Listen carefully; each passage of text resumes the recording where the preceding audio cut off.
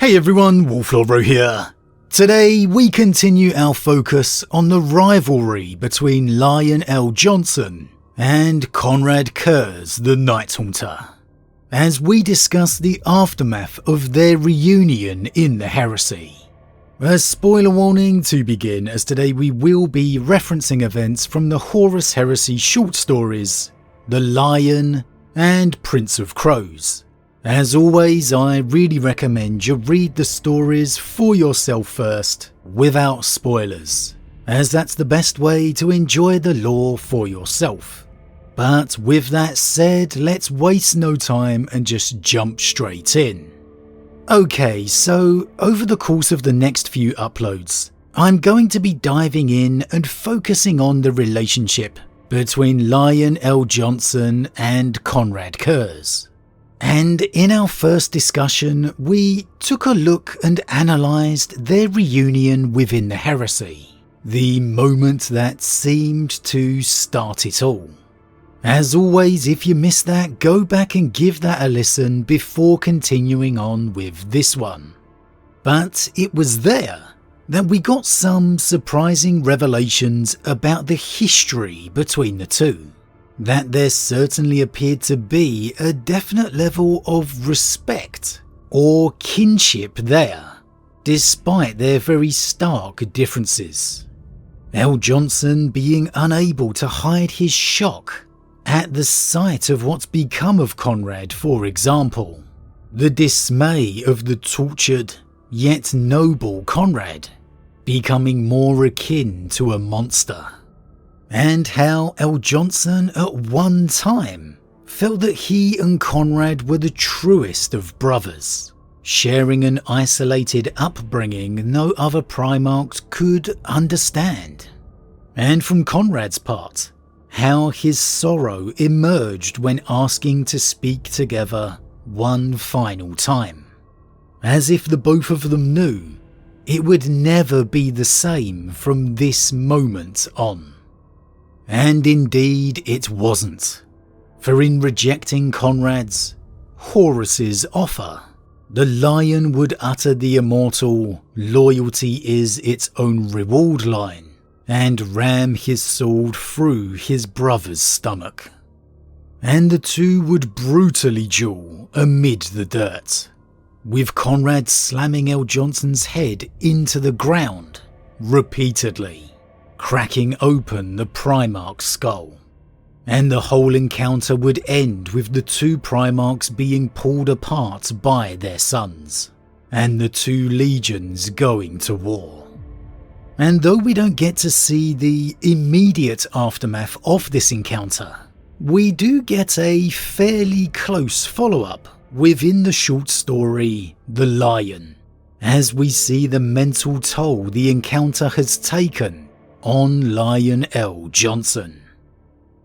82 days had passed since his confrontation with Konrad Curze on the desolate world of Sagulausa. 82 days had been enough for his body to heal, for the most part, the grievous wounds the Night Haunter's claws had inflicted upon the Lion's superhuman flesh. The armour he wore had been repaired and refurbished and repainted, so that not a mark of Curze's violence showed upon its ebon surface.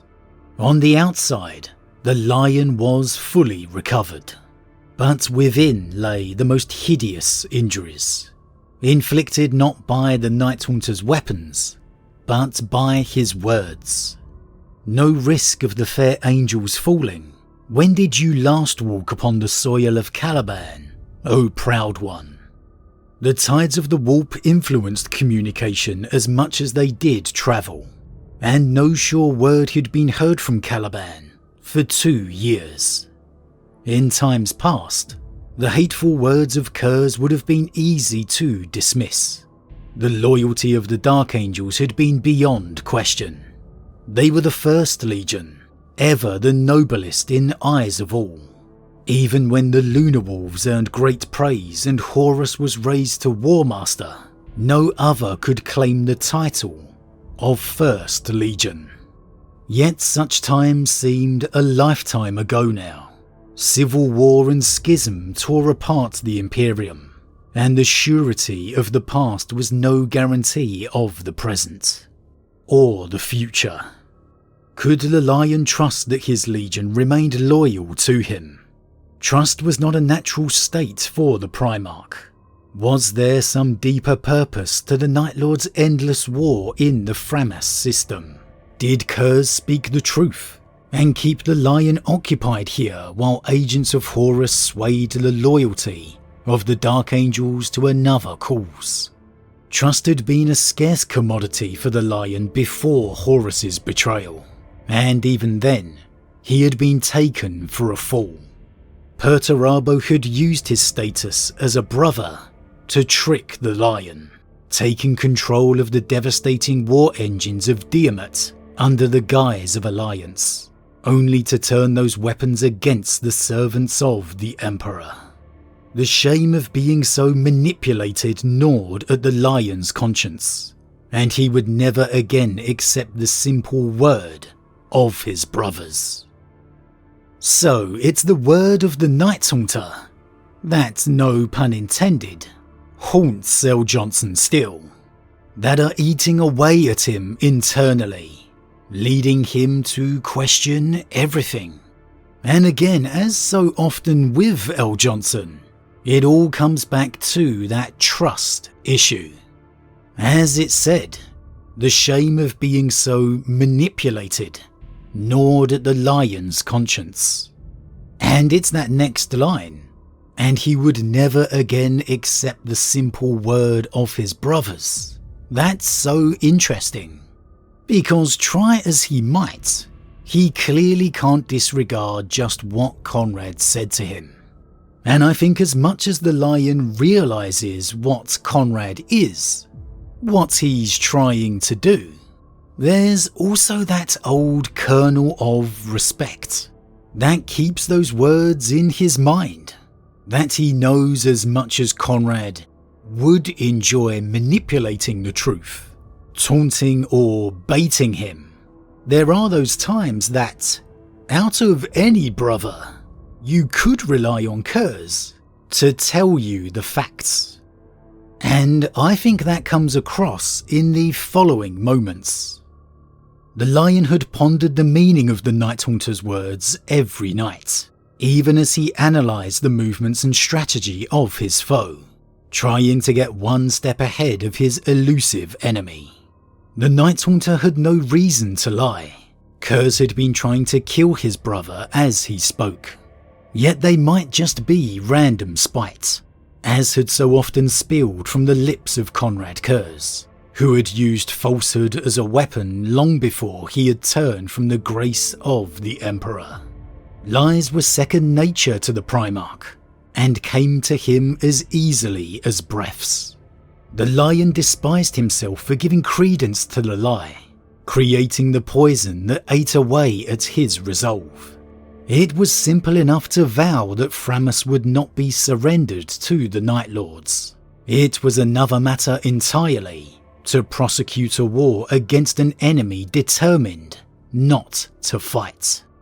With every night that passed, the prospect of decisive battle lessened, and the desire to return to Caliban and ensure everything was in order strengthened.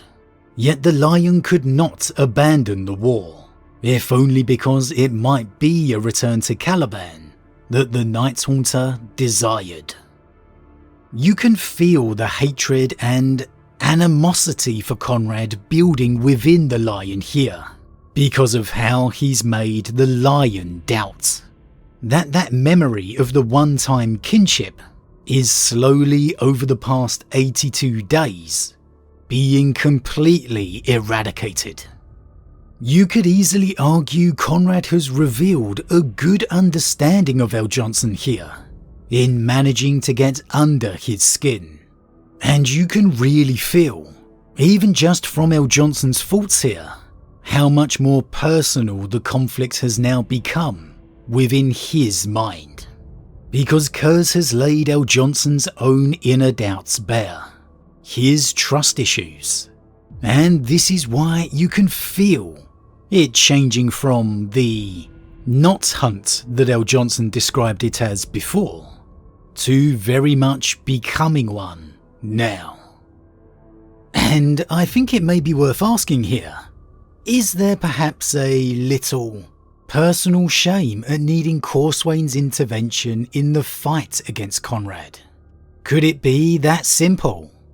That even despite L. Johnson's first dishonourable blow, the duel ended with Curze atop L. Johnson, smashing his skull against the ground, needing Corswain to stab Curze in the back to save his Primarch. A far from knightly victory for L. Johnson, and you just have to believe that would bother him. I mean, look at his feud with Russ as the perfect example. Something he harboured and kept within him until after the heresy. So that absolutely has to play a factor here too. A besmirch to his honour he cannot allow to stand.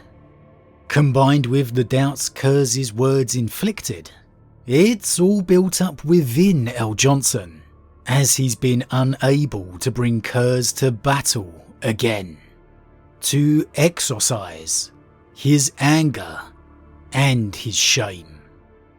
And it's the acquiring of the guarded secret of the culture that allows L. Johnson to prosecute his vengeance. Because as much as L. Johnson might deny it, that is exactly what it's becoming. The culture, one of the most closely guarded secrets of the Imperium at the time, was a device of Old One creation that essentially enabled instant transportation to anywhere in the galaxy, and L. Johnson's immediate thought upon acquiring it was, of course, Konrad. "I have Curze now," the Lion said, speaking only to shadows. His monologue stopped every few moments, as though to allow someone else to speak. "With culture, we will be able to trap the Night Haunter. We have to be careful not to act too swiftly. Yes, when the time is right, but not before. If Curze notices a drastic change in our strategy, he will respond, perhaps abandoning Framus altogether. You are right, that would not be helpful." There's no question L. Johnson is dedicated to the Emperor, motivated by his duty, as is revealed later by him revealing in this conversation to the Watchers in the Dark that he won't allow anyone to be another Emperor. Not the traitor Horus, and not Guilliman. But in focusing on Konrad right away, when he could have gone to Caliban to face the War Master, Macragge, a multitude of options. For me, it definitely speaks to the personal aspect, that desire for vengeance, a wound avenged, that he wants to eliminate Curze, just as much for himself as for his father. And I think you can see the telltale signs of that in the brief part we get to see of their next encounter, when the Lion uses the culture to ambush the Night Lord's fleet, in the short story Prince of Crows. Fall. The Night Lord of Caliban stood beneath the storm, a silver circlet crowning his brow, his ashen hair rain-painted against his pale features. The knight's armour was a suit of black ceramite plating, engraved with sculpted lions forged from Martian red gold. Blood ran along the sword in his hands, sluicing away from the steel, rinsed by the downpour. The other figure was an image cast in a cracked mirror. Where the Night Lord's skin was pale, the other warrior's flesh was a consumptive white, and his armour a midnight reflection of the storm above, crisscrossed with markings of jagged lightning. The battle raged around them, above them, even beneath them, as they waged war atop the piled bodies of their sons, wounded and dead alike. The Night Lord of Caliban had waited months for this moment. Now it had come, in the shrieking wind and the howling rain, punctuated by the staccato cracks of thousands and thousands of bolters. The knight stepped back, his duty done, the final smears of blood rain-washed from his sword. His brother staggered, clawed hands clasping his own neck. A dark, liquid torrent was gushing between his grasping fingers. He was trying to hold his throat closed, and he was failing. "Fall," the Night Lord said to his brother. His voice was broken, ragged, breathless. "Fall." The other warrior's black eyes were wide, trembling as his life flooded through his hands. He spoke without sound, lips working worthlessly, and finally fell to one knee. The Night Lord wasn't a soul given to smiling, nor was he petty enough to mock a fallen foe. He lifted his blade in salute, crosspiece resting against his crowned forehead, honouring a slain enemy. "I told you," the lion said to his dying brother. "I would be the end of you, Curze." It's not much, but you can definitely feel that animosity again there. The vindication L. Johnson feels. The Night Lord of Caliban had waited months for this moment. "Fall," the Night Lord said to his brother, his voice broken, ragged, breathless. "Fall." Is L. Johnson's desire here? Because Curze represents his own failure. A reminder of his misplaced trust in Perturabo. Is it because in him he sees the reality of the heresy, the depravity, and the end of their father's dream? Or could it even be a reflection of his own fear, his doubts for Caliban? Ones founded and fired by Konrad himself. In putting down his brother, does L. Johnson in a way hope to put down that fear in himself? Maybe it's all of the above. But although we've only had L. Johnson's point of view here, for me it's enough to see that he was truly affected by that original encounter. The reunion with Konrad upon Sagularsa. And that whatever it was that Curze did, his words, his presence, all of it, it was enough to get under the skin of L. Johnson, like nothing we've ever seen before. And as always everyone, what do you think? Is this reaction within L. Johnson a sign of Curze's words piercing the lion's defences? Evidence that those words did more damage than any physical wound ever could? Is it this trust issue that Curze exposed that would lead to L. Johnson's difficulty with Guilliman within Ultramar? And like me, do you feel L. Johnson allows those seeds of vengeance to creep into his war against Konrad? That as much as he may not admit it, he wanted to avenge the blow inflicted, and that by somehow laying Curze to rest, he could erase his own doubts within? As always everyone, leave your thoughts in the comments below. Huge thank you to all my subscribers, your support truly means a lot to me, it really does. If you're new, please consider subscribing to help the channel grow. And if you enjoyed this particular vid, then why not drop a like on it too? But with that said, I am off, and I'll see you all again real soon.